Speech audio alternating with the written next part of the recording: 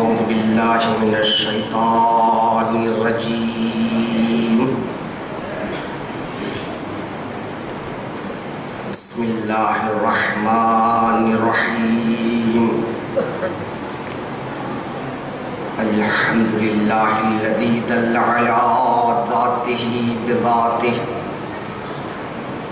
وتنزه عن مجانسة مخلوقاته وجل عن ملائمة كيفياته الذي ذكره شرف للذاكرين وشكره فوز للشاكرين وطاعته نجاة للمطيعين الذي أظهر الوجود من العدم ورقم على لوح الإنسان من أسرار القدم وعلمه البيان ما لم يعلم. ثم الصلاة والسلام والتحية والإكرام على السيد النبي الأمي العربي الهاشمي القرشي المكي المدني الأبتهي والتهامي السيد البهي والسراج المضيء الكوكب الدري صاحب الوقار والسكينة المدفون بعرض المدينة العبد المؤيد ورسول المسدد المصطفى الأمجد والمحمود الأحمد حبيب إله العالمين وخاتم النبيين وشفيع المذنبين ورحمة للعالمين أبي القاسم محمد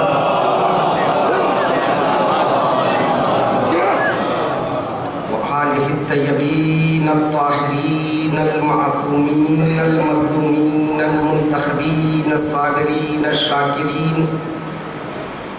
واللعنة الدائمة على أعدائهم وغاصب حقوقهم ومنكر فضائلهم ومناقبهم ومصائبهم وعظمتهم وولايتهم أجمعين من يوم ظلمهم إلى يوم الدين. أما بعد فقد قال الله تعالى تبارك في كتابه الكريم وهو أصدق القائلين قوله الحق. بسم الله الرحمن الرحيم. والله الخالق البارئ المصور له الأسماء الحسنى يسبح له ما في السماوات والأرض وهو العزيز الحكيم. صلوات پر محمد.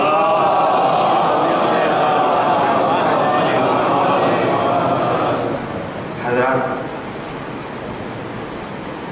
قبل اس کے کہ میں اپنی گفتگو کا آغاز کروں، آپ سے گزارش ہے کہ پہلے ہی ذرا آگے آ جائے تاکہ بعد میں آنے والوں کے لیے جگہ رہ سکے. صلوات پڑھتے ہوئے ذرا سامنے آ جائے.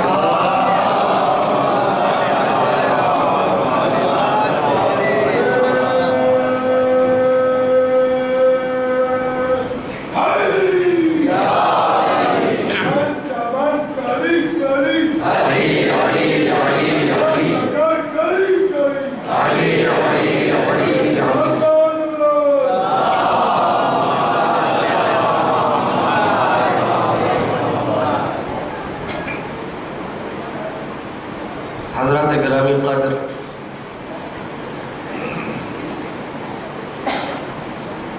میں نے جس آیہ کریمہ کو اپنی گفتگو کے لیے عنوان قرار دیا،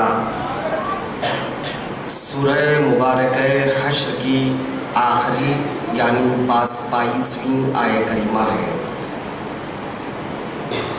گفتگو کا موضوع آپ کے اذہان عالیہ میں محفوظ ہے، اہل بیت تجلی گاہ اسماء حسنہ. اور گفتگو جو ہوگی وہ زیارت جامع کبیرہ کے الفاظ کی روشنی میں ہوگی. خالق کائنات اعلان کر رہا ہے هو اللہ الخالق الباری المصور، وہ ایسا خدا ہے جو خالق بھی ہے، باری بھی ہے، مصور بھی ہے۔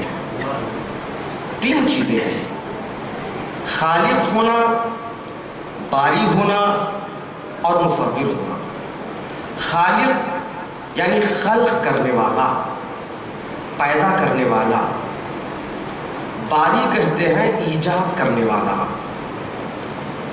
مصور کہتے ہیں صورتیں بنانے والا۔ دراصل ان تینوں صفات کا تعلق ایک ہی قبیلہ مفہوم سے ہے، ایجاد کرنا، خلق کرنا، صورتیں بنانا۔ فرق یہ ہے باری ہونے اور خالق ہونے میں، ایجاد کرنا کلی طور پر ہے، پروردگار عالم ہر شے کو ایجاد کرنے والا ہے، اس کے امر کے بغیر کوئی بھی چیز عالم وجود میں نہیں آ سکتی ہے۔ خلق کرنا اس کی تخلیق کی طرف اشارہ ہے، ہر مخلوق کو الگ الگ انداز میں اس نے خلق کیا۔ یہ کلی طور پر ایجاد کرنے کی طرف اشارہ ہے، تو تخلیق میں الگ الگ انداز سے مخلوقات کو عالم وجود میں لے آنے کی طرف اشارہ کیا گیا ہے۔ والمصور، مصور ہونے کا مطلب جو مخلوقات اس نے عالم وجود میں، جن مخلوقات کو عالم وجود میں لے آیا، ان کو الگ الگ صورتیں عطا کیا ہے، تاکہ ہر مخلوق دوسری مخلوق سے الگ شناخت ظاہر ہو۔ خالق بھی ہے، ایجاد کرنے والا بھی ہے، باری بھی ہے اور مصور بھی ہے۔ لہ الاسماء الحسنی، اور اس کے لیے اسماء حسنی، یہ تین صفتوں کا ذکر ہے، یہ تین اسماء الہیہ کا ذکر ہے۔ اس کے بعد آخر میں دو اور صفتوں کا ذکر ہو رہا ہے۔ هو العزیز الحکیم، وہ صاحب عزت و حکمت بھی ہے۔ عزیزان محترم، اللہ کی صفتیں تین طرح کی ہیں،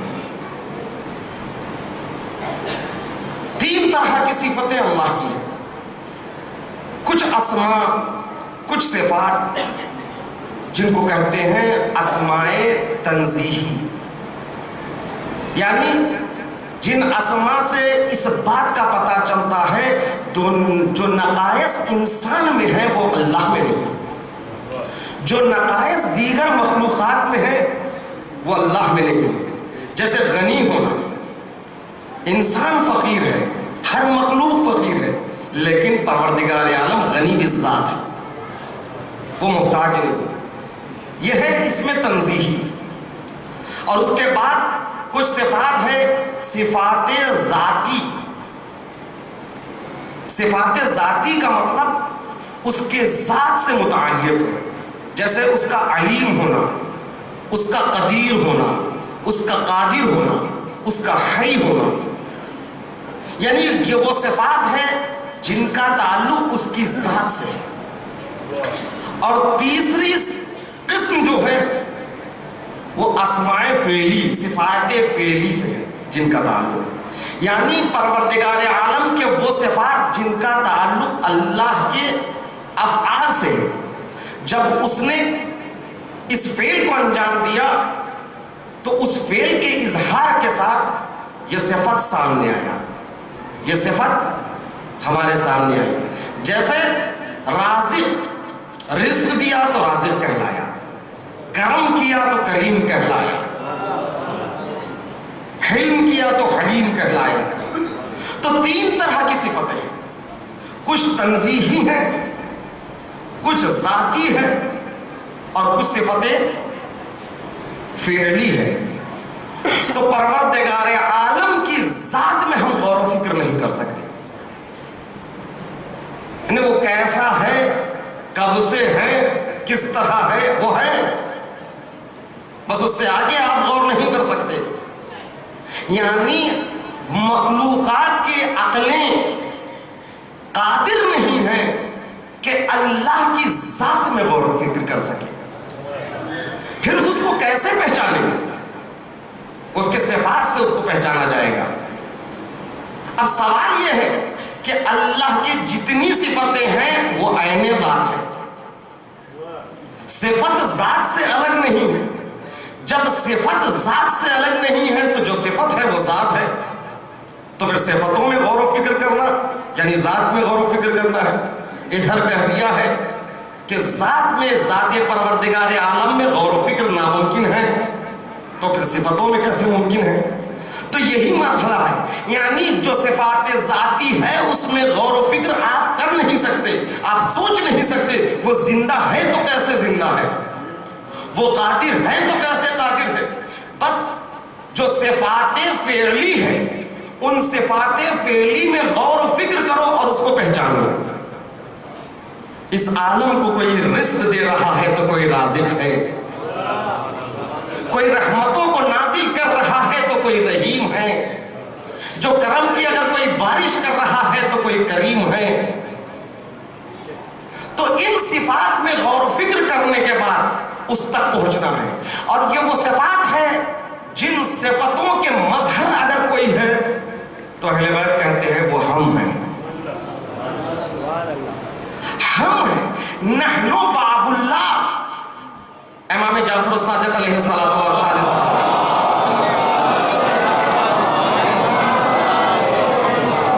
نحن باب اللہ ونحن الصراط المستقیم ونحن عیبۃ علمہ. ہم اللہ کا دروازہ یعنی ہم اللہ کا یعنی ایک دروازہ یعنی سب کی ساتھ ایک ہے. اولنا محمد, اوسطنا محمد, آخرنا محمد, کلنا محمد. یہ سب کے سب کیا ہے؟ یہ باب اللہ ہے. یعنی اگر آپ کو خدا تک پہنچنا ہے تو ان سے ہو کر جانا پڑے گا. جو ان سے ہو کر نہیں گزرے گا وہ خدا تک نہیں پہنچے گا. نحن باب اللہ. امام فرماتے ہم باب اللہ ہے, ہم اللہ کا دروازہ ہے, ہم اللہ کا دروازہ ہے. اگر خدا تک پہنچنا ہے تو ہم سے ہو کر جانا پڑے گا. اب جب تک ہمیں نہیں پہچانو گے, جب تک ہماری معرفت حاصل نہیں ہوگی, اس وقت ہم خدا تک پہنچ نہیں سکتے. تو پہلی منزل میں ضرورت اس بات کی ہے ہم اہل بیت کو پہچانیں. اسی لیے اہل بیت نے اعلان کیا بنا عبد اللہ, بنا عبد اللہ, ہم سے پروردگار عالم کی عبادت ہو سکتی ہے. وہ بنا عرف اللہ, ہم سے پروردگار عالم پہچانا جا سکتا ہے. اگر عبادت الہی کرنا ہے تو انہیں پہچانو, معرفت الہی کو حاصل کرنا ہے تو انہیں پہچانو. تبھی تو امام نے کہنا, امام نے فرمایا نحن الاسماء الحسنى لا يقبل طاعة من عهد الا بمعرفتنا. کسی ایک کی بھی اطاعت قابل قبول نہیں ہے جب تک اسے ہماری معرفت حاصل نہ. تو اب یہاں کل تک کی بات تھی کہ پہلے ہم پر لازم ہے کہ ہم اہل بیت کی معرفت حاصل کریں. اہل بیت ہے کون, ہم کہاں سے پہچانیں. کل میں نے گفتگو کو یہیں پر چھوڑا تھا کیونکہ یہ وہ شخصیتیں ہیں جن کا تعارف ناممکن ہے. اس لیے کہ امام علی علیہ السلام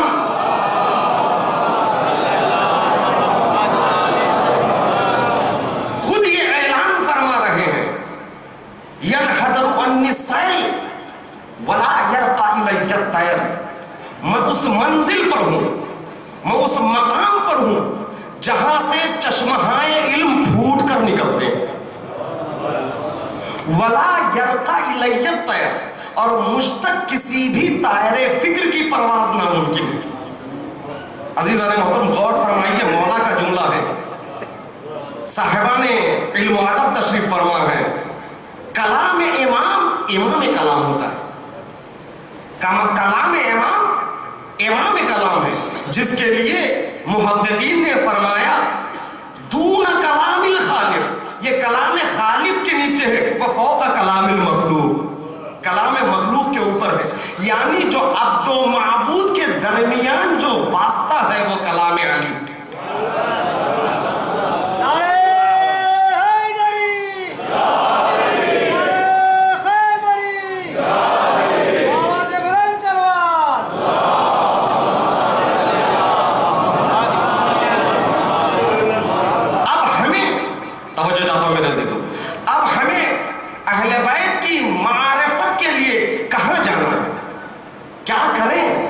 کس سے معرفت حاصل کرے؟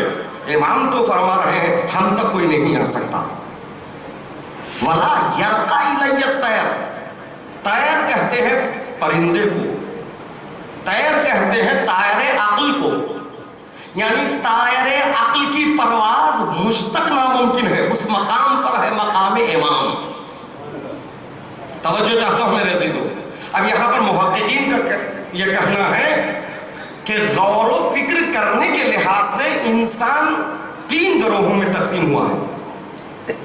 انسانوں کا پہلا گروہ وہ ہے جو بالکل غور و فکر نہیں کرتے، دوسروں کے خیالات کو اور دوسروں کے حاصل تدبر و تعقل کو اپنا لیتے ہیں۔ اکثریت ایسے افراد پر مشتمل ہے کہ جو دوسروں کے اقوال کو یعنی دوسروں کے حاصل تدبر کو اپنا لیتے ہیں۔ یہ وہ فکرے ہیں جو خود فکر نہیں کرتے ہیں، صرف دوسروں کا فکر کو اپنا لیتے ہیں۔ یہ ہے جمود فکری، یہ جامد فکرے ہیں، یہ اپنی جگہ ہے۔ کچھ افراد وہ ہیں تدبر کرتے ہیں، تعقل کرتے ہیں، غور و فکر کرتے ہیں، مگر بہت کم۔ ان کی طائر فکر ان کا پرواز نہیں کرتا ہے، یہ وہ فکریں ہیں جو زمین پر رینگتی ہیں۔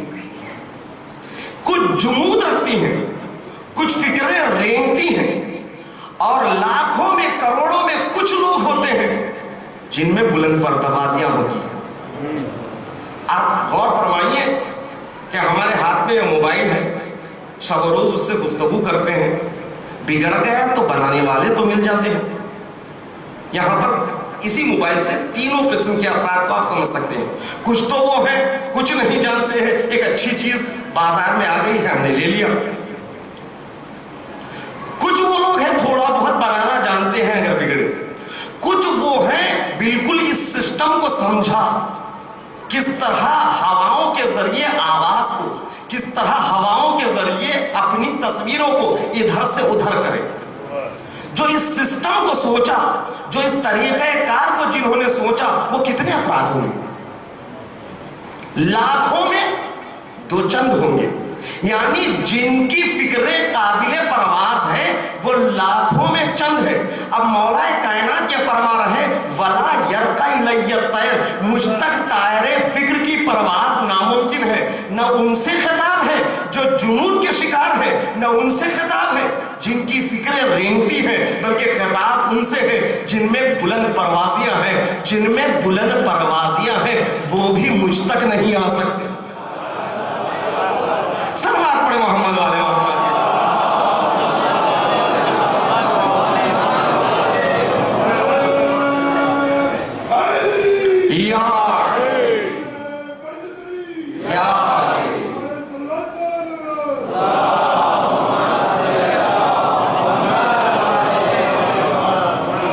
جن میں بلند پروازیاں ہیں وہ بھی معرفت امام کی منزل تک نہیں پہنچ سکتے ہیں۔ اسی لیے تو رسول اسلام نے مولا کائنات سے خطاب کر کے فرمایا یا علی ما عرف اللہ الا انا وانت، اے علی اللہ کی معرفت کسی کو نہیں ہے سوائے میرے اور تمہارے۔ وما عرفنی، اور کسی کو میری معرفت بھی نہیں ہے الا اللہ وانت، سوائے خدا کے اور تمہارے۔ وما عرفہ کا توجہ چاہتا ہوں میرے عزیزوں، یہ تسلیث معرفت کو غور فرمائیں کہ خدا کی معرفت کسی کو حاصل نہیں ہے سوائے رسول کے اور علی کے، امام کے. اور رسول کی معرفت کسی کو حاصل نہیں ہے سوائے خدا کے اور امام کے. وما عرفنی، رسول فرماتے ہیں کسی کو میری معرفت حاصل نہیں ہے سوائے خدا کے اور امام کے. اسی لیے تو جب آواز بلند ہوئی یہود و نصارہ کے بزم میں لستا مرسلا، آپ رسول نہیں ہیں. توجہ چاہتا ہوں میرے عزیزو، آواز جب بلند ہوئی لستا مرسلا، آپ رسول نہیں ہیں، تو اب رسالت کی گواہی کون دے گا؟ جسے معرفت رسالت حاصل ہے وہی رسالت کی گواہی دے سکتا ہے. لہذا پروردگار عالم نے کہا قل کفا باللہ شہیدم بینی و بینکم ومن عندہ علم الکتاب. ان سے کہہ دو اے رسول، رسالت کی گواہی کے لیے خدا کافی ہے اور وہ کافی ہے جو صاحب علم کتاب ہے. ایک صلوات پڑھے محمد والے محمد کی شان.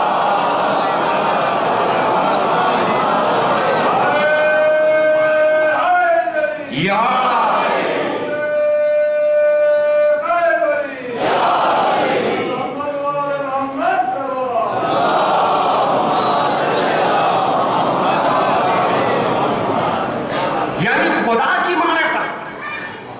سوائے رسول اور امام کے کسی اور کو حاصل نہیں. رسول کی معرفت سوائے خدا کے اور علی کے کسی کو حاصل نہیں. وما عرفک، اے علی آپ کی معرفت بھی کسی کو حاصل نہیں ہے الا اللہ وعنا، سوائے خدا اور میرے کے. یہ تسلیث معرفت ہے، یعنی کسی نے انہیں نہیں پہچانا. اب سوال یہ ہے کہ جب انہیں کوئی پہچان نہیں سکتا، حتیٰ امام صادق علیہ السلام ارشاد فرماتے ہیں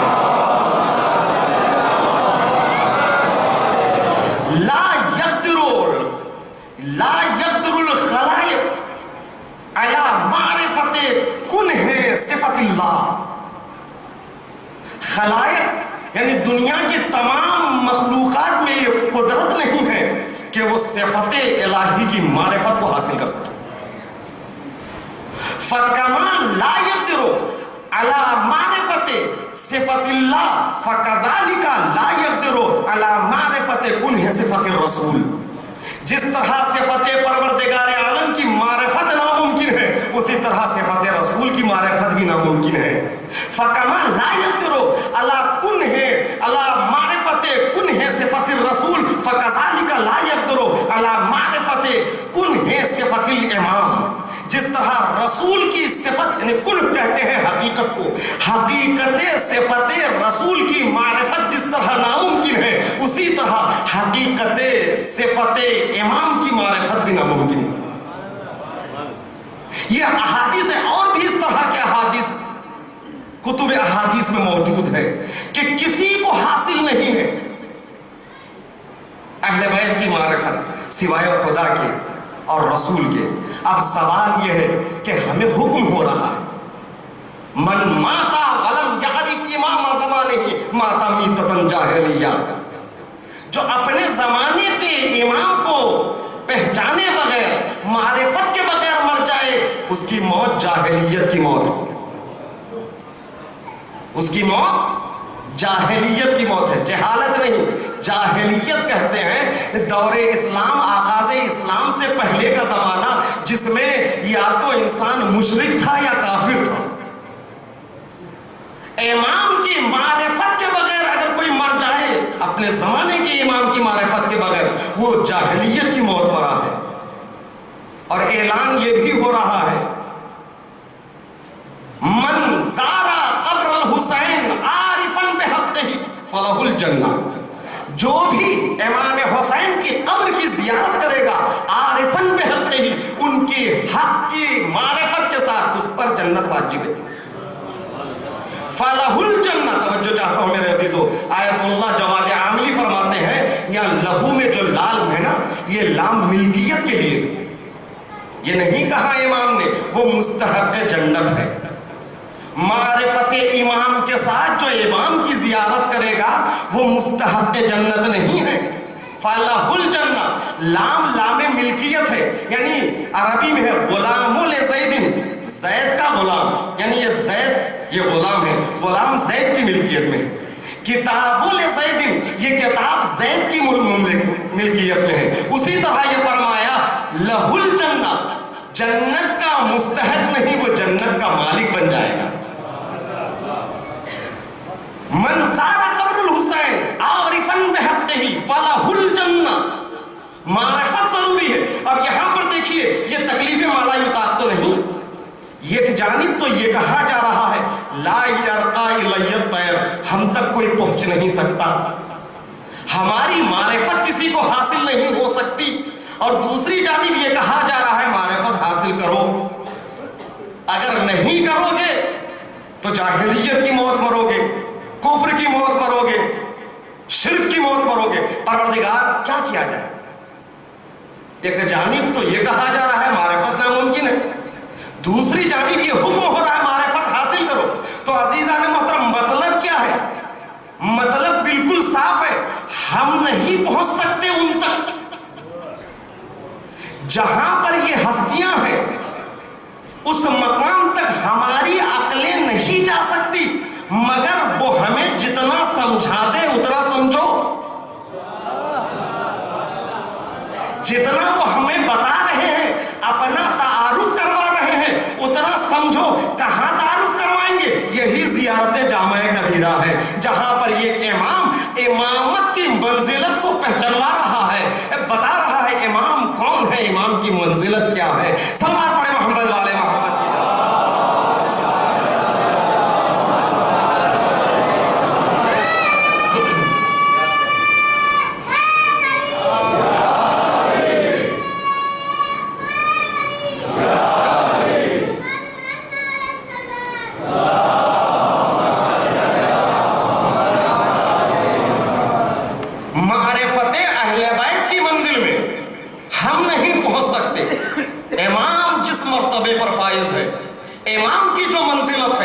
اس منزلت تک ہم نہیں جا سکتے، ہم اپنی عقلوں سے وہاں تک نہیں پہنچ سکتے. جتنا یہ بتا دے اتنا جان لو، نہ اس سے آگے جانا نہ اس سے پیچھے رہ جانا. مقام امامت و ولایت یہی ہے، جتنا بتایا جا رہا ہے اتنا سمجھنے کی کوشش کرو، نہ آگے بڑھ جانا نہ پیچھے رہ جانا. اعلان ولایت میں یہی تو ہوا نا، جو کاروان سے آگے چلے گئے انہیں بلا لیا گیا، جو پیچھے رہ گئے ان کا انتظار ہوا.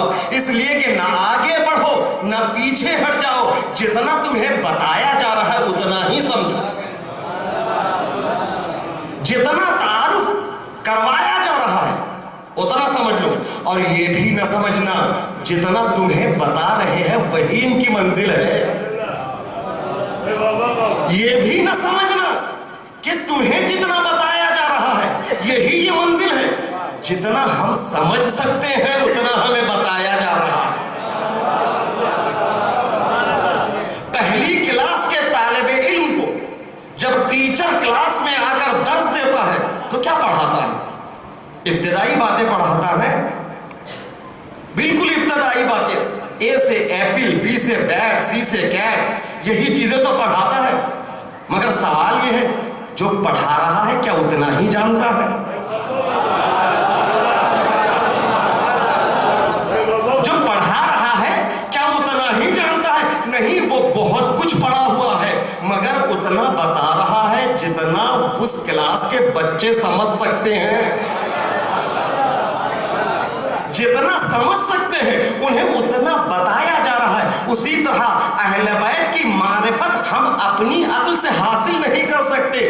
زیارتوں میں، دعاؤں میں، احادیث میں، تفسیر میں جتنا انہوں نے ہمیں بتایا ہے اتنا سمجھنا ہے. اور یہ بھی نہ سمجھنا یہی انتہا ہے، یہی حد ہے. ورنہ جن کا کلاس بالا ہے، جو بالا کلاس میں ہے، جو اوپری کلاس میں ہے، جو سطح ہے ہماری سطح سے بلند ہے، ان کو الگ سے بتا دیا گیا. اور یہ بھی کہا امام نے سلمان یہ باتیں تم امانتاً اپنے پاس رکھنا، انہیں نہ بتانا، انہیں نہ بتانا. کیوں؟ تم 10ویں کلاس میں ہو. توجہ چاہتا ہوں، تم 10ویں کلاس میں ہو، لہذا تم کو میں جو باتیں بتا رہا ہوں وہ انہیں نہیں بتا سکتا، ہمیں نہیں بتایا جا سکتا. لہذا جو باتیں الگ سے امانتاً علی نے سلمان کو بتائی ہے حتیٰ وہ ابوذر کو نہیں بتائی. کیوں؟ ایمان کے درجے میں ابوذر ایک درجہ سلمان سے کم ہے. لہذا سلمان جن چیزوں سے آگاہ ہے، معرفت کے جن مراحل سے وہ آگاہ ہے، اس کا علم ابوذر کو بھی نہیں ہے. اسی لیے امام صادق علیہ السلام نے فرمایا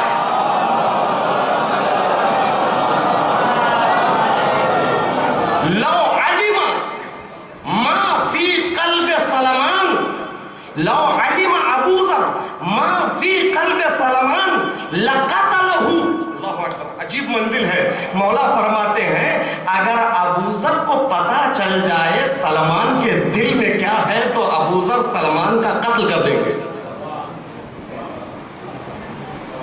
توجہ چاہتا ہوں، یعنی ابوذر کو علم ہو جائے، ابوذر کو اگر اس بات کا پتہ چل جائے کہ سلمان کے دل میں کیا ہے تو ابوذر سلمان کا قتل کر دیں گے. امام فرماتے ہیں، مصحف ناطق کا بیان ہے، لا قتلہ. کیوں قتل کر دیں گے؟ اس لیے کہ سلمان کی منزل بالا ہے. سلمان ایمان کی منزل میں ابوذر سے آگے ہے. ابوذر یہ سمجھیں گے کہ جو سلمان کے دل میں ہے وہ تو وہ ہے جو ہمارے پاس نہیں ہے، یہ الگ سے ہے. لہذا معرفت کے منازل میں بھی کچھ چیزیں امانتاً انہیں دی گئی جو اس کے حقدار تھے، جو اس کے حقدار تھے. لہذا ہماری ذمہ داری تو اتنی ہے، جتنا پہچانوایا گیا اتنا پہچانو، اور کبھی یہ نہ کہنا ہمارا دل یہ کہتا ہے. توجہ چاہتا ہوں میرے عزیز، بھائی ہماری عقل تو یہی کہہ رہی ہے، ہم تو علی کو یوں مانیں گے. بھائی ہماری محبت یہ کہہ رہی ہے، ہمارا عقیدہ یہ کہہ رہا ہے، ہمارا دل یہ کہہ رہا ہے، ہمارا دماغ یہ کہہ رہا ہے. تم کیا، تمہارا دل کیا، تم کیا، تمہاری عقیدت کیا، تم کیا، تمہارا دماغ کیا. تمہاری دماغ میں اگر علی آ جائے تو وہ تمہارے ذہن کی مخلوق ہے، وہ میرا علی نہیں ہے.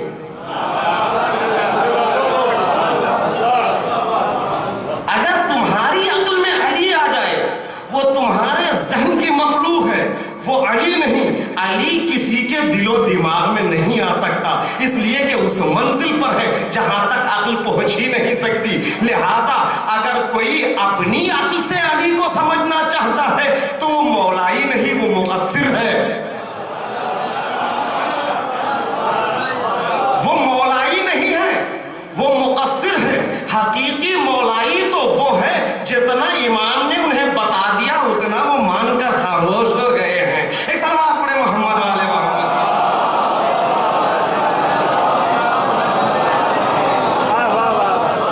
اس سے بہتر انداز میں سب مل کر سلوات پڑھے محمد والے.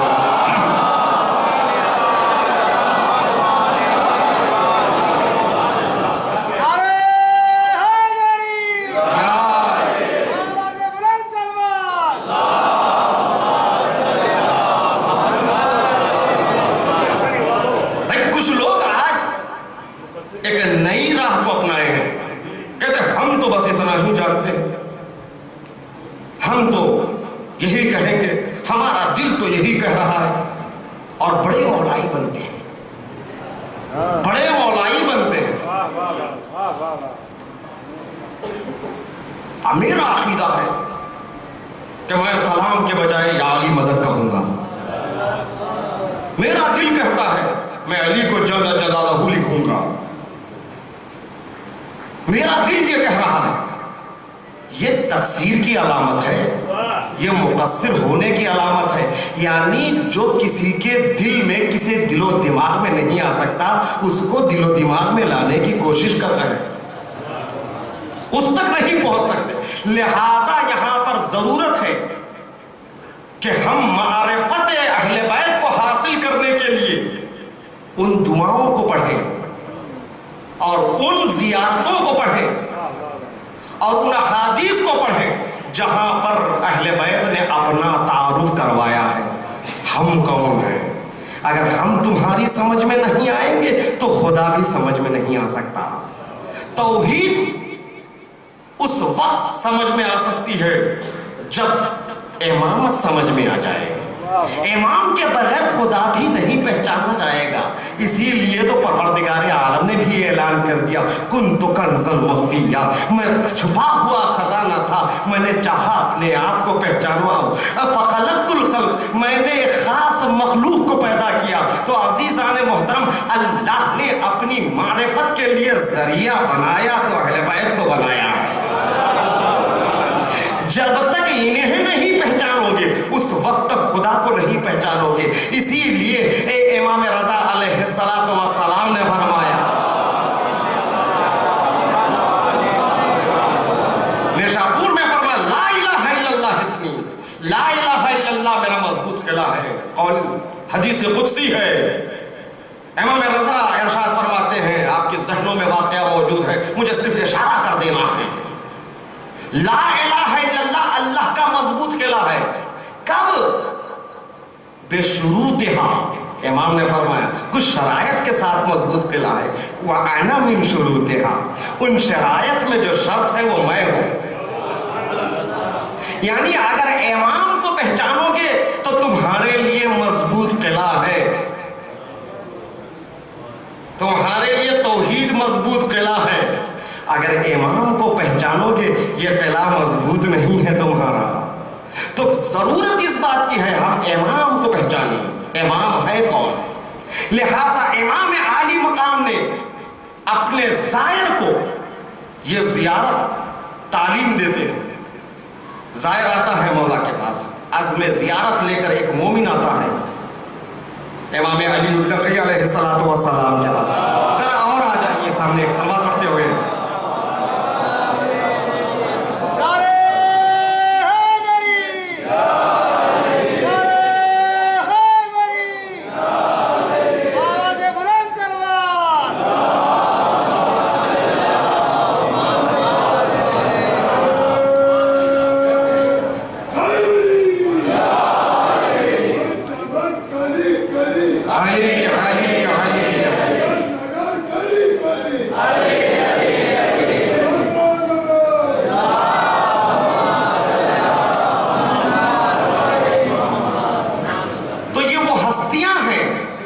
انہیں پہچاننے کی ضرورت ہے، ان کی شناخت کی ضرورت ہے۔ کہاں سے پہچانیں؟ ان کے احادیث سے پہچانو۔ لہذا ضرورت ہے احادیث کی شرح بیان ہو، زیارتوں کی شرح بیان ہو۔ اس زیارت میں امام نے اس بندہ مومن کو تعلیم دیا زیارت کی، جس نے آ کر یہ کہا مولا مجھے وہ ادب سکھائیے جو آپ میں سے کسی ایک کی بارگاہ میں پہنچوں تو میں اس کے ذریعے میں سلام کروں۔ تو عارفاً بحق ہی کی شرط ہے، لہٰذا زیارت کے لیے مولا نے معرفت کے ساتھ ساتھ زیارت کو تعلیم دی ہے۔ یہ زیارت نامہ جو ہے زیارت جامع کبیرہ، آپ انشاءاللہ فرصت ملے تو اٹھا کر دیکھیے کہ اس میں ائمہ کو القاب کے ساتھ یاد کیا گیا۔ السلام علیکم یا اہل بیت النبوہ و موضع الرسالہ، اسی میں خزان العلم، اصول الکرم، سیاست العباد، ارکان الحکمہ، یہ تمام وہ القاب ہے ائمہ کے جو ایک ایک لقب پر ایک ایک مجلس ہو سکتی ہے۔ زیارت جامع کبیرہ کی شرح پیش کرنے کا مقصد ہرگز یہ نہیں ہے کہ میں زیارت کی پوری شرح آپ کو سامنے پیش کر دوں، صرف سرخیاں آپ کے سامنے رکھ دوں گا۔ آپ کا کام ہے کہ ہوم ورک کریں، گھر جا کر مطالعہ کریں اس میں کیا ہے۔ یہ زیارت نامہ وہ زیارت ہے جس میں فضائل و معارف اہل بیت کے معجزن دریا لفظوں میں بند ہے، یا یوں کہوں یہ زیارت ایک جامع جہاں نما ہے جس میں کمالات اہل بیت کی مکمل کائنات نظر آ رہی ہے۔ ایک صلوات پڑھے محمد والے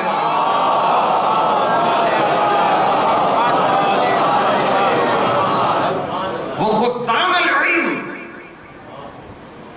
اہل بیت کیا ہے؟ خزان علم ہے، علم کے خزانہ دار ہے۔ کل گفتگو یہاں تک آئی تھی کہ اہل بیت خزان علم ہے۔ پروردگار عالم علیم ہے، یہ خزان علم ہے، علم اس کا ہے، اس علم کے خزانہ دار یہ ہے۔ اس لیے کہ امام جعفر الصادق علیہ السلام نے فرمایا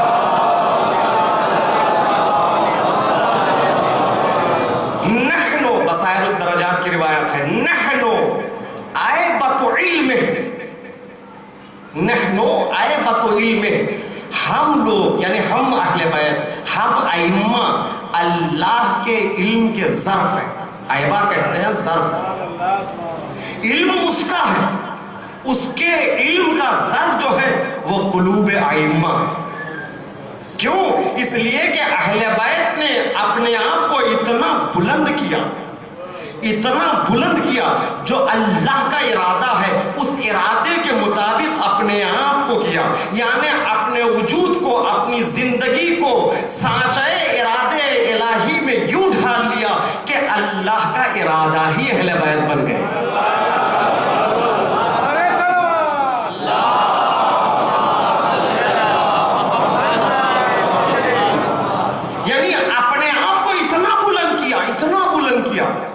کہ اپنی پوری زندگی کو اس کے ارادے کے عین مطابق کر لیا۔ اب یہیں سے ہمارا درس ہے، وہ اللہ سے قریب ہوئے تو اللہ کے صفتوں کے خزانہ دار بنے، تو ہم پر کیا ضروری ہے کہ ہم اگر علی کے چاہنے والے ہیں، اہل بیت کے چاہنے والے ہیں، تو ہماری ذمہ داری یہ ہے کہ جو صفات علی میں ہے، جو صفات اہل بیت میں ہے، ان صفتوں کو حاصل کرنے کی کوشش کریں۔ دعائیں بھی تو کرتے ہیں، نماز عید کی کیا دعا کرتے ہیں؟ یہی تو کہتے ہیں اللہم ادخلنا، پروردگار حاضر اس خیر میں ہمیں داخل فرما جس میں اہل بیت ہے۔ اللہم ادخلنا فی کل خیر ادخلت فیہ محمد و آل محمد، ہر اس خیر میں ہمیں شامل فرما جس میں اہل بیت ہے۔ مطلب یہ ہے کہ پروردگار عالم سے اہل بیت قریب ہوئے، اتنے قریب ہوئے تو اللہ کے ارادے کے مطابق ہو گئے، تو اس کی صفتوں کا اظہار ان کی زبان سے ہوتا ہے، اور خدا تک پہنچنے کے لیے ہمارا ذریعہ جو ہے نا اہل بیت ہے۔ ہمیں اہل بیت سے قریب ہونے کا، قرب کا مطلب یہ ہے، نزدیکی کا مطلب یہ ہے کہ ان کی صفتوں کو حاصل کرتے جاؤ تو خود بخود ان سے قریب ہوتے جاؤ گے۔ اگر وہ کریم ہے تو کرم سیکھو، وہ علیم ہے تو علم سیکھو، وہ سخی ہے تو سخاوت سیکھو، وہ رحیم ہے تو رحمت سیکھو۔ جتنی صفتیں اہل بیت میں ہیں، اگر ان صفتوں کا مالک خود کو پاتے ہیں تو تب کہنا کہ میں علی والا ہوں، میں حسین والا ہوں۔ اس بات پڑے محمد والا۔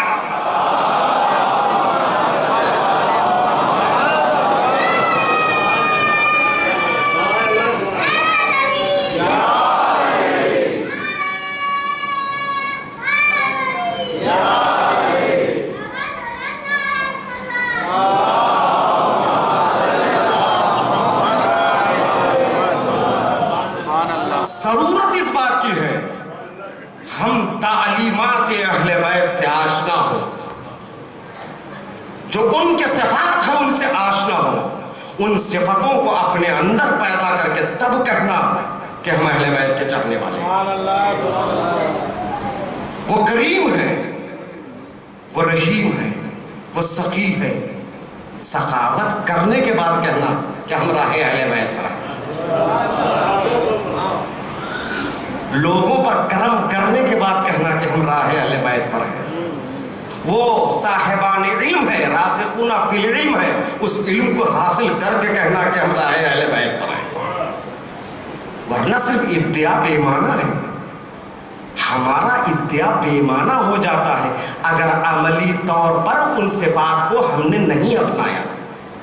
عزیزان محترم، اہل بیت کے چاہنے والے اپنے کردار سے پہچانے جاتے ہیں۔ کردار ایسا ہو، کردار دیکھ کر دنیا کہے کہ یہ علی والا ہے۔ کردار ایسا بناؤ، یعنی جو کردار اہل بیت کا ہے اس اہل بیت کے کردار کی عکاسی ہمارے وجود میں نظر آئے۔ ہمیں حکم بھی یہی ہو رہا ہے، وَقُومُوا مَعَ الصَّادِقِينَ، تم صادقین کے ساتھ ہو جاؤ۔ صادقین کے ساتھ ہونے کا مطلب کیا ہے؟ صادقین کا ساتھ ہونے کا مطلب یہ ہے کہ جو ان کا کردار ہے اس کردار کو اپناتے جاؤ، خود بخود معیت میں آ جاؤ گے۔ اور صداقت کہتے کسے ہے؟ صداقت کہتے ہیں مطابق واقع، جو چیز حقیقت کے مطابق ہو اسے کہتے ہیں صداقت۔ اصل معنی صداقت کے یہی ہے، اگر کوئی بھی چیز حقیقت کے مطابق ہو وہ صداقت ہے۔ اگر آپ نے ایک واقعہ دیکھا راستے پر، مثلا کے طور پر ایک واقعہ پیش آیا، خدا نخواستہ سمجھے کہ ایک ایکسیڈنٹ ہو گیا، 4 آدمی زخمی ہو گئے، خدا نخواستہ آپ نے آ کر اطلاع دی کہ 4 آدمی زخمی ہو گئے، نہ آپ نے 5 کہا نہ آپ نے 3 کہا، 4 آدمی زخمی۔ بعد میں یہ پتا چل گیا لوگوں سے اور دیگر حضرات سے یقین ہو گیا کہ 4 ہی آدمی زخمی ہو گئے، آپ صادق کہلائیں گے، آپ صادق کہلائیں گے۔ کیوں؟ اس لیے کہ مطابق واقع آپ نے خبر دی، جیسا ہوا حقیقت کے مطابق خبر دینے کو صداقت کہتے ہیں۔ لیکن عزیزان محترم، صداقت صرف گفتار سے مخصوص نہیں ہے، انسان کی مکمل زندگی صادقانہ زندگی ہو، اس کا عمل حقیقت کے مطابق ہو، اس کا عقیدہ حقیقت کے مطابق ہو، اور اس کا کردار حقیقت کے مطابق ہو، اس کی رفتار حقیقت کے مطابق ہو، اس کی گفتار حقیقت کے مطابق ہو، مکمل زندگی حقیقت کے مطابق ہو۔ حقیقت کے مطابق ہونے کے لیے معیار کیا ہے؟ حق علی کے ساتھ ہے، علی حق کے ساتھ ہے،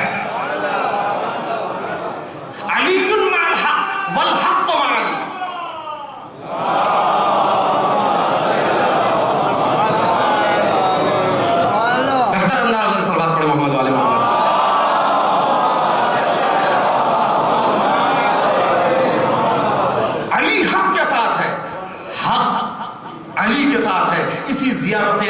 اسی زیارت جامع کبیرہ کے بھی جملے ہیں، یہ حق کے ساتھ ہے، حق ان سے ہے، حق ان کی جانب ہے، یہ حق کے ساتھ ہے، تو اہل بیت حق کے ساتھ ہے، تو ان کی زندگانیوں کو اپنے لیے معیار بنانا ہے۔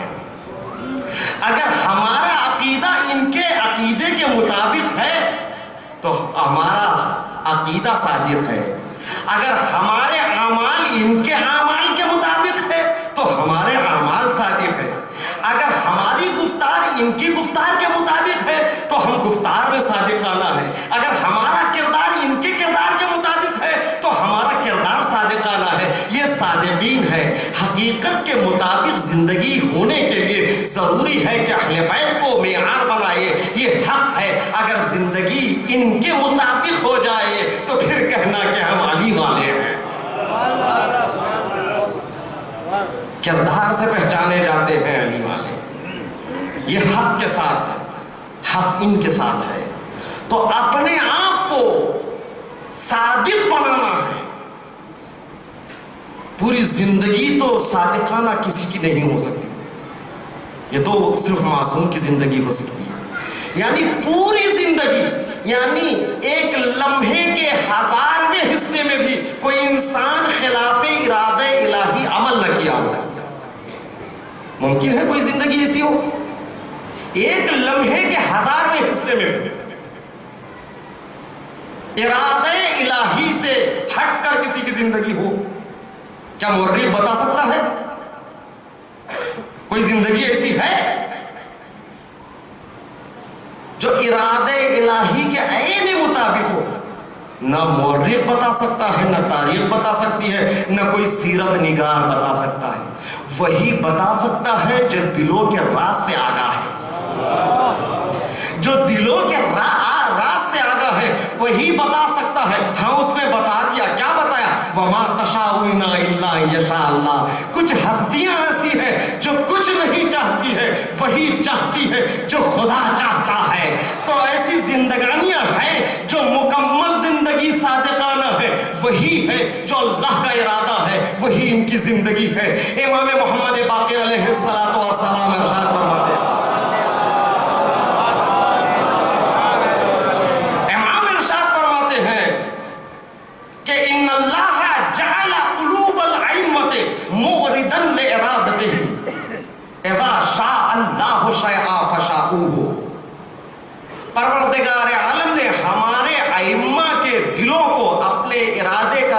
ठिकाना करार दिया।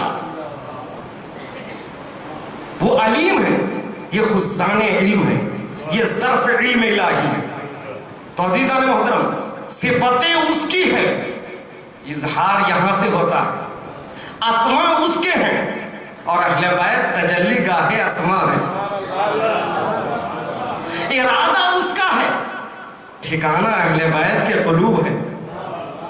वो जब कुछ करना चाहता है तो ये कर गुजरते हैं। ये वमा तशाउना इल्ला यशाअल्लाह की तफसीर है। वो करना चाहता है, ये कर गुजरते हैं। अब यहीं पर कुछ लोगों को फजीलत अली समझ में नहीं आती है। कहते हैं अजीब व गरीब बातें करते हो, फजाइल अली में तुम गुलू से काम लेते हो, तजाद से काम करते हो। एक तरफ तो ये कहते हो अली जब नमाज के आलम में आ जाते हैं तो अगर तीर भी निकाल ले तो पता नहीं चलता, और दूसरी तरफ ये भी कहते हो कि मस्जिद पे साहिल ने आवाज दी और अली ने सुन लिया। तीर निकालने का जिसे पता न चले वो अली एक फकीर की आवाज को कैसे सुन सकता है? दो बातें जरा मुख्तलिफ लगती है ना। बस यहीं से समझिए, परवरदिगार आलम ने अहले बैत के दिलों को अपने इरादे का ठिकाना करार दिया। तवज्जो चाहता हूं मेरे से। इमामत को रिसालत पहचानती है और रिसालत को इमामत पहचानती है। जंगे ओहद में जब तीर लगा तो मौला को इतनी तकलीफ हो रही थी तो तीर निकल नहीं रहा था। रिसालत आशनाए इमामत है और इमामत को रिसालत पहचानती है, रिसालत को इमामत, इमामत को रिसालत। रसूल ने कह दिया कि अगर निकालना ही चाहते हो तो जिस वक्त नमाज की हालत में अली हो। क्यों? इसलिए कि अली नमाज की हालत में ज़ियारते परवरदिगार आलम में मसरूफ होता है। इसलिए कि खुद मौला का जुमला है, जैसे ही कद कामतिस सला की आवाज बुलंद होती है तो मौला फरमाते हैं हा न वक्त ज़ियारा, ये ज़ियारत का वक्त आ गया है। लेकिन मेरा मौला कहता है कि वो खुदा ये जाहिरी आंखों से नहीं, दिल की आंखों से दिखाई देता है। मौलाए कायनात नमाज की हालत में मसरूफे जमाले वजहे किरदगार होते हैं। जब मसरूफे जमाले वजह किरदगार अली होते हैं, तकलीफ तो होती है मगर एहसास नहीं होता है। इसकी सीधी सी मिसाल, जब जनाबे यूसुफ जिंदान से निकल रहे थे, ज़नाने मिस्र हाथों में फल लेकर छुरी के साथ बैठी हुई है, यूसुफ को देखती गई। कुरान की आयत है, सूरह यूसुफ उठाकर पढ़िए कि उधर यूसुफ के जमाल को देखने में मसरूफ हो गए। उंगलियां भी कट रही है, खून बह रहा है, पता नहीं चल रहा है। क्यों? इसलिए कि यूसुफ के हुस्न को देख रही है, तकलीफ हो रही है, एहसास तकलीफ नहीं है।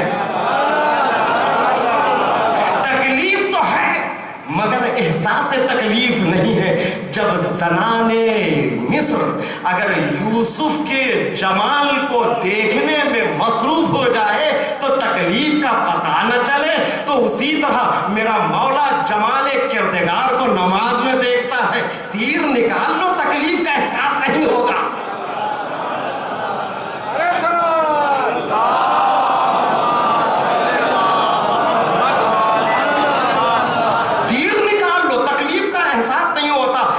कुदरत को जब अल्लाह ने अली को अपने इतने नजदीक देखा कि ये बंदा मुझसे इतना करीब है, इतना करीब है, तो अल्लाह ने अपनी सिफत को अली को दे दी। ऐ अली, अब तुझे भी जो देखेगा उसका भी यही आलम होगा। इसीलिए रिवायतों में है मौत के दो तरीके हैं। एक मौत वो है जो फूल से खुशबू की तरह रूह निकलती है, तो दूसरे मौत का तरीका ये है कि कांटेदार दरख्त पर अगर रेशम का कपड़ा डालकर खींचा जाए तो जिस तकलीफ से ये यहाँ एहसास है उस तरह वो मौत आती है। अजीज़ान मोहतरम, दरअसल मौत दो नहीं है, मौत एक है। बस फर्क इतना है कि एक जगह तकलीफ है, ये दूसरी तरफ तकलीफ भी नहीं है, एहसास तकलीफ भी नहीं है। इसलिए कि मोमिन जब अली के चेहरे को देखने में मसरूफ होता है तो रूह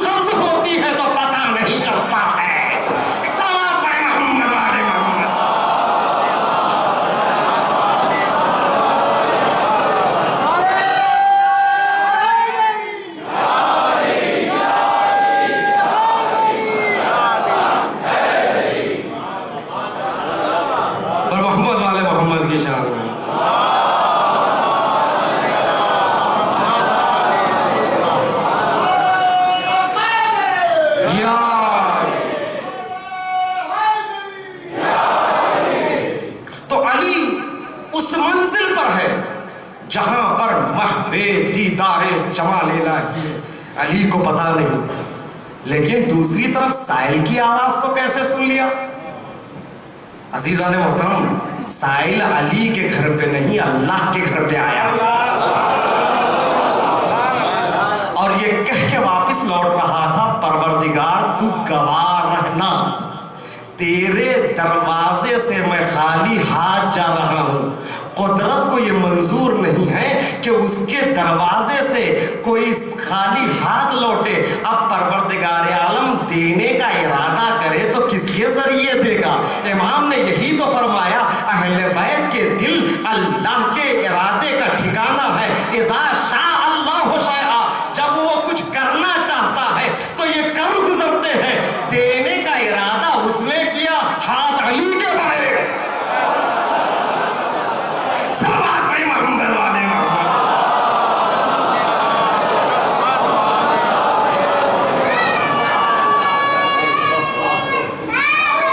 या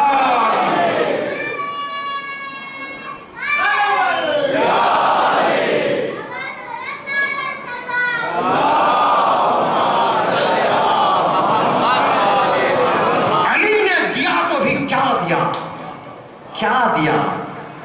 वो अंगूठी दी जिससे सुलेमान हुकूमत करते थे,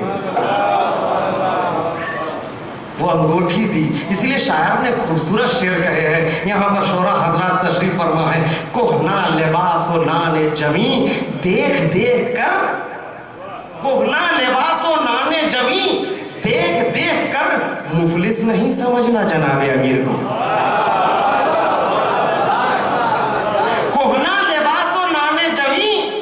देख देख कर मुफलिस नहीं समझना जनाबे अमीर को। जितनी गरा बहा थी सुलेमा की मुमलिकत, जितनी गरा बहा थी सुलेमा की मुमलिकत, उतनी ज़कात दी है अली ने फकीर को।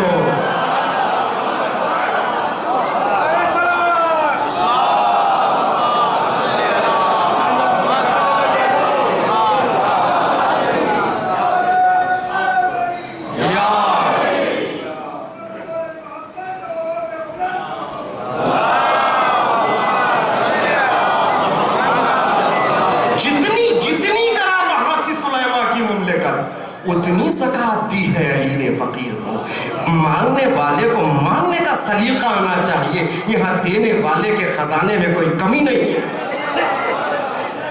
आओ इस दर पे, मांगो सलीके से। ये मजलिस हुसैन इब्न अली, ये दर अहले बैत है, ये बाबे अहले बैत है। अहले बैत बाबुल्लाह है और ये मजलिस वो दरवाजा है जो अहले बैत की तरफ खुलता है। इस फर्श अज़ा पर बैठकर मांगो। इस फर्श अज़ा से दौलतें बढ़ती हैं। ईमान की सलामती की दुआ मांगो, खातिमा बखैर होने की दुआ मांगो।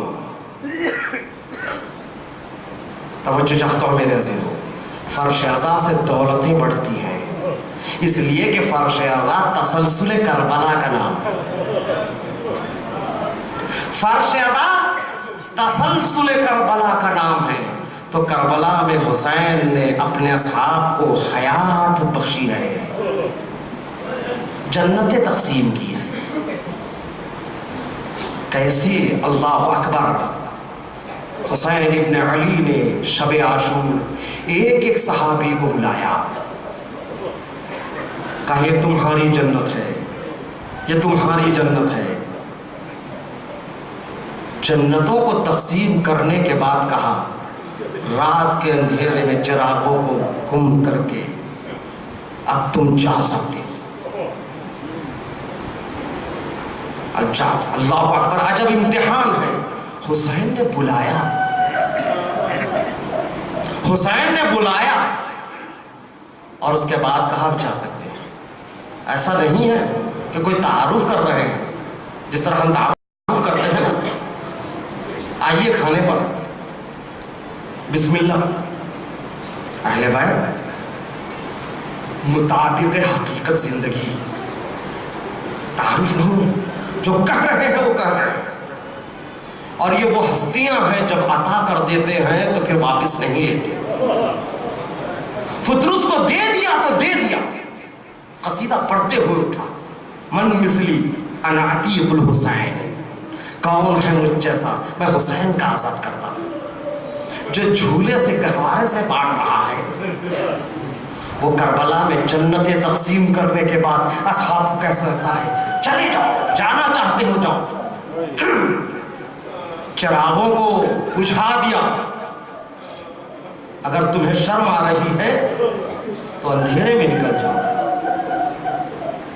عزیزان محترم, اپنے لیے نہیں بجھایا حسین نے چراغوں کو. حسین امام ہے, جس طرح روشنی میں دیکھ سکتا ہے ویسے اندھیرے میں دیکھ سکتا ہے. حسین نے ان کے لیے چراغوں کو بجھا دیا. چراغے گم کر رہا ہوں, اب تم جانا چاہتے ہو تو چلے جاؤ. جنتیں مل گئی, اب جا سکتے ہیں, مگر پھر بھی نہیں گئے. کہا اس بات کا شاید ڈر ہو کہ آنے والی تاریخ خائن لکھے گی. اچھا اس کا خوف ہے تو اس کا بھی انتظام کر رہا ہوں. اکیلے نہ جانا, اپنے ساتھ بیویوں کو لے کے جاؤ تاکہ تاریخ بھی تمہیں برا بھلا نہ کہے. پورا اہتمام کیا. اگر چلے جاتے تو کیا ہوتا؟ امام نے جنتیں تو دے دی نا. اگر وہ چلے جاتے تو کیا ہوتا؟ بھائی جنتیں دینے والا ہم جیسا نہیں تھا, جس نے دلوں کو پڑھ کے جنتیں دی ہیں. اسی لیے یہ فرمایا جیسے اصحاب مجھے ملے,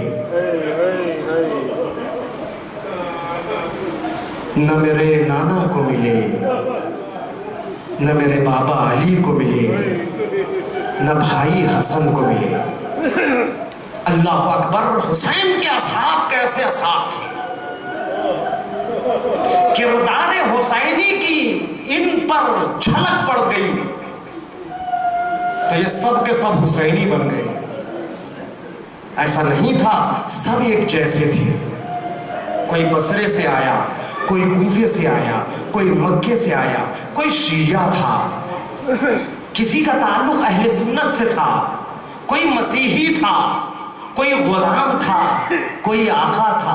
ایسا بھی نہیں ہے کہ سب کی زندگانیاں ماسبق کی درخشاں تھی.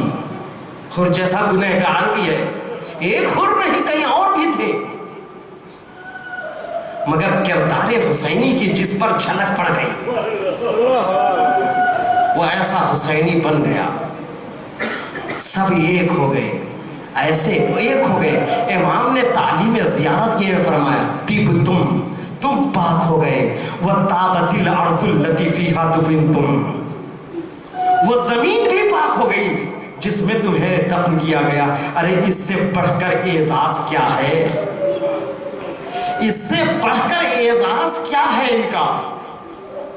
وقت کا امام, امام زمانہ, زیارت ناہیہ میں ایک ایک شہید کربلا کا نام لے کر سلام کر رہا ہے. اے حر تم پر سلام, اے ابو سمامہ ساداوی تم پر سلام, اے عابس تم پر سلام, اے شوزق تم پر سلام, اے بریر تم پر سلام, اے سعید تم پر سلام. وقت کا امام, وقت کا امام سلام کر رہا ہے, اور امام بھی یہ کہہ رہا ہے کہ تم پاک ہو گئے. وہ زمین بھی پاک ہو گئی جس میں تمہیں دفن کیا گیا. عزادارو کیسے تھے اصحاب حسینی, اس کا اندازہ لگانا ہے تو ذرا کربلا روز عاشور دیکھیے. مسلم ابن اوسجا حبیب کے ساتھی تھے. حبیب اور مسلم اور ابن اوسجا دونوں ایک دوسرے کے کوفے میں ساتھی تھے. جس وقت مسلم ابن اوسجا لڑتے لڑتے زمین کربلا پر آئے تو آواز دی آقا حسین میرا آخری سلام قبول کیجئے. اللہ اکبر, آخری سلام قبول کیجئے. ایک مرتبہ حسین خیمگاہ سے مقتل کی طرف گئے تو ساتھ میں حبیب بھی گئے. اب ایک مرتبہ حبیب اور امام حسین حسین نے مقتل سے خیمگاہ کے قریب تک اٹھا کر مسلم ابن اوسجا کو لاتے ہیں. سانسیں اکھڑ رہی ہے مگر عزادارو لب ہل رہے ہیں, لب ہل رہے ہیں. عزادارو حبیب نے محسوس کیا مسلم ابن اوسجا کچھ کہنا چاہتے ہیں مگر اللہ اکبر حبیب ڈر رہے ہیں. حبیب سننے کے لیے آمادہ نہیں ہے, کیونکہ آخری وقت انسان غربت کے عالم میں جب مرتا ہے نا تو اپنے دوست سے جب وصیتیں کرتا ہے تو یہی کہتا ہے, اے میرے دوست میرے بعد میرے بچوں کا خیال رکھنا, میری زوجہ کا خیال رکھنا. میرے بچے مجھ سے بہت دور ہیں, میری زوجہ مجھ سے بہت دور ہے. اے حبیب تم میرے ساتھی ہو, کوفہ لوٹ کر جانا تو ان کا خیال رکھنا. حبیب جانتے ہیں کہ میں بھی زندہ رہنے والا نہیں ہوں. جب حبیب نے محسوس کیا مسلم ابن اوسجا کچھ کہنا چاہتے ہیں تو اپنے کانوں کو نزدیک کیا اور یہ کہا, اے مسلم بہت شرمندہ ہوں, اگر تمہارے بعد مجھے حیات ملے گی, اگر ممکن ہو تو تمہاری وصیت پر عمل کروں گا. مجھے پتا ہے تمہارے بعد میں بھی آنے والا ہوں. اب آزادارو مسلم ابن اوسجا کے ہونٹ ہل رہے ہیں. حبیب جب قریب گئے تو حبیب سے اتنا کہا, اشاروں سے حسین کی طرف دیکھا اور مسلم نے کہا, اوصیکم بہذا الغریب. اللہ اکبر. مسلم نے نہ بچوں سے متعلق کوئی وصیت کی, نہ زوجہ سے متعلق کوئی وصیت کی, بلکہ یہ فرمایا, اے حبیب میرے بعد تم اس غریب کا خیال رکھنا, اب اس کا کوئی نہیں ہوگا.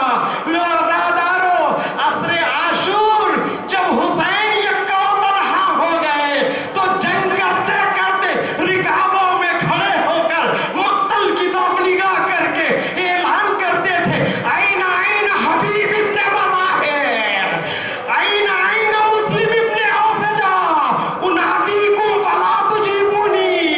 کہاں ہو حبیب, کہاں ہو مسلم, میں تمہیں آواز دے رہا ہوں, تم میری آواز پر جواب نہیں دے رہے ہو. یقیناً لاشہائے شہداء مقتل میں تڑپے ہوگے, کٹے ہوئے گلوں سے آواز آئی ہوگی, مولا ہمیں موت نے مجبور کر دیا. اللہ اکبر. عصر عاشور حبیب کو حسین نے یاد کیا, 11ویں محرم کو زینب نے یاد کیا ہوگا. جب سروں سے چادریں چھین لی گئی, زینب نے کہا, کہاں ہو عباس, کہاں ہو محمد, کہاں ہو حبیب, علی کی بیٹی بے پردہ ہو چکی.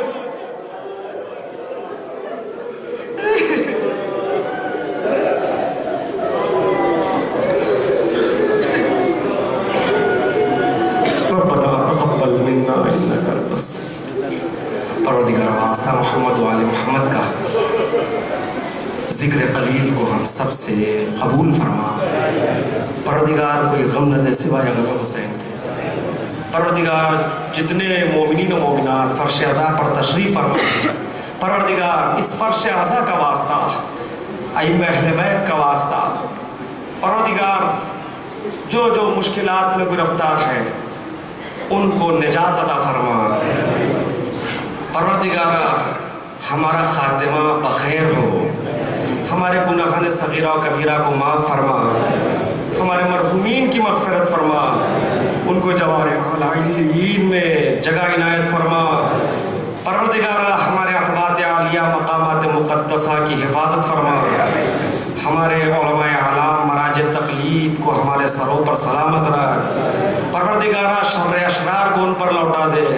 مالک 40 کے لیے جو لوگ زیارت کے لیے کربلا جا رہے ہیں ان تمام زائرین کو اپنے حفظ و امان میں رکھ. پروردگار داعش النصرہ اس قسم کے جتنے بھی دشمنان اعضاء اور دشمنان اہل بیت ہیں ان سب کو نیست و نابود فرما. پروردگار ہمارے امام کے ظہور میں تعجیل فرما، ہم سب کو ان کے عوان و انصار میں شمار فرما. ماتم حسین.